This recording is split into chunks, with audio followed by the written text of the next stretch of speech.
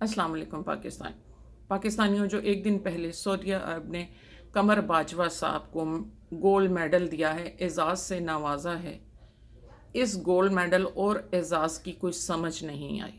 یہ بالکل ایسے ہی ہے جیسے کہ وہ 2019 میں یو اے ای نے نریندر مودی انڈین پریزیڈنٹ کو ہار پہنا کر اعزاز سے نوازا تھا، کشمیریوں کی سیاسی خصوصی حیثیت ختم کرنے پہ، اور اس خصوصی حیثیت کو ختم کر کے کشمیری مسلمانوں کے سیاسی، معاشرتی اور معاشی قتل عام پہ انہیں اعزاز سے یو اے ای نے نوازا تھا۔ بالکل اسی طرح سعودیہ عرب نے قمر باجوہ صاحب کو اپنی قوم کے سیاسی، معاشی اور معاشرتی قتل عام پہ، جو کہ ایک رجیم چینج کرنے کے زمرے میں کیا گیا، اس پہ اعزاز سے نوازا ہے۔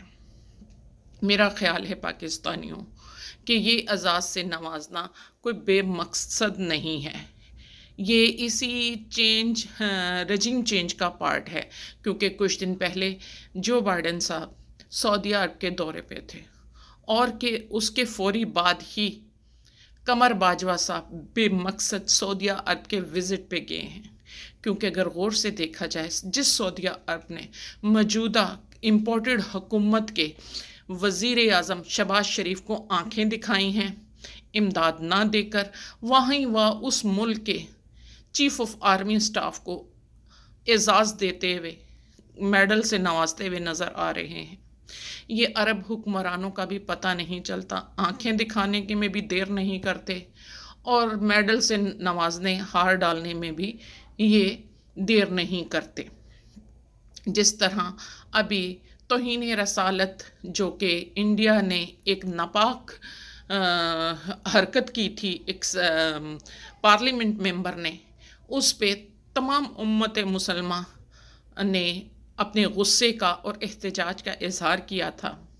اگر اسے دیکھا جائے تو جہاں سعودیہ انہیں آنکھیں دکھا رہا تھا، پہلے ہار پہنا رہا تھا، کیونکہ انڈیا کی طرف سے یہ پہلی مرتبہ نہیں ہوا۔ اسی طرح پاکستان کے ساتھ تو اس سے بھی زیادہ برا ہے کہ کچھ ہفتے پہلے جب شہباز شریف کو امداد نہ دینے پر آنکھیں دکھائی گئی، اس کے بعد ان کے چیف آف آرمی اسٹاف کو اعزاز سے نوازا گیا۔ لیکن قمر باجوہ کو نوازنے کی وجوہات ہو سکتی ہیں۔ نمبر 1، رجیم چینج ہونے کے ابھی مشن باقی ہے، کمپلیٹ نہیں ہوا۔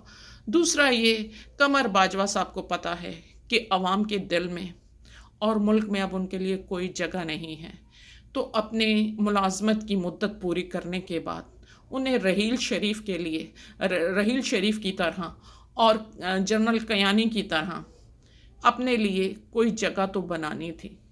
تو ہمیں سعودی حکمرانوں سے، عرب حکمرانوں سے پر بھی حیرانگی ہوتی ہے کہ وہ ہمارے سیاسی غداروں کو اور ہمارے محافظی غداروں کو پناہ کیوں دیتے ہیں، انہیں ہڈی کیوں ڈالتے ہیں۔ یہ تو سوچنے کی بات ہے، جو کہ اسلام کے منافی ہے۔ قرآن شریف میں غدار کو منافق کہتے ہیں، دو رخ والا، دو چہرے والا کہتے ہیں۔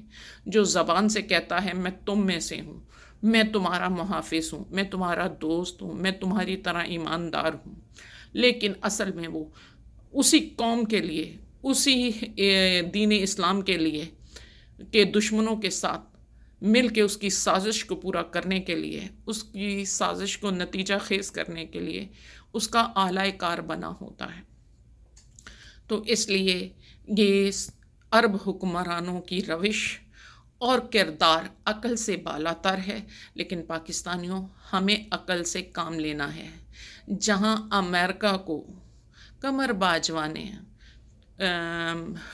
رجیم چینج کی گیم میں اتنی معاونت اور ان کے اعلیٰ کار بنے ہیں، اب غور سے دیکھو کہ سعودیہ عرب کو باجوہ صاحب کیا نواز رہے ہیں، کیا معاہدہ کر آئے ہیں اپنی قوم کی خواہشوں کے خلاف، کہ انہوں نے بے موقع محل انہیں اعزاز سے نوازا ہے۔